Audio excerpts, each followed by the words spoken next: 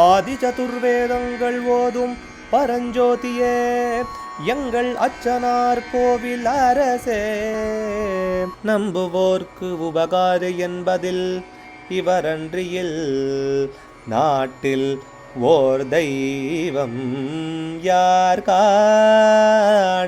ஆதி சதுர்வேதங்கள் ஓதும் பரஞ்சோதியே எங்கள் அச்சனார் கோவில் அரசே. சுவாமியே சரணமையப்பா. அச்சங்கோயில் அரசே சரணமையப்பா. பகவானுடைய 257வது நாமா திருப்பெயர் சோபமானாய நமஹ. இயற்கையான அழகுடையவனுக்கு நமஸ்காரம். சோபான்னா இயற்கையான அழகு, அதாவது செயற்கையினாலேயோ மற்றனாலேயோ வரணுங்கிற அவசியம் இல்லை.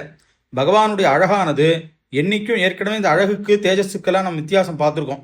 அதனால இது சோபமானம் அப்படின்னா எல்லா சமுதாயமும் சேர்ந்து ஒன்றுத்தான் விசேஷமாக அவர்கிட்ட இருக்குன்னு அர்த்தம் கிடையாது.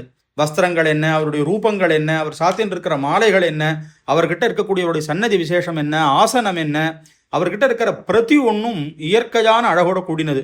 ஏன்னா பரபிரம்மத்தோடைய சம்பந்தம் ஒன்று பட்டுடுத்துன்னா அதில் இருக்கிற குறைகள்லாம் போயிடுறது. ஏன்னா பூர்ணமத பூர்ணமிதம் பூர்ணாத் பூர்ணமதச்சதேன்னு வேதம் சொல்ற காரணத்தினால பூர்ணமாக சம்மந்தப்பட்டது ஒன்று பட்டா எல்லாமே பூர்ணமாயிடுறதுன்னு இருக்கு.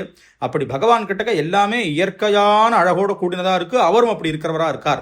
அப்படி இயற்கை அழகோட சோபமானம் எப்பவும் ஒளிவிட்டு கொண்டே இருக்கக்கூடியதான குறையறதே இல்லாததான அந்த திருமேனியும் அந்த இயற்கை அழகும் உடையவருக்கு நமஸ்காரம்னு இந்த நாமாவாரம் தெரிவிக்கிறது. அச்சங்கோவில் அரசே சரணமையம். அச்சனார்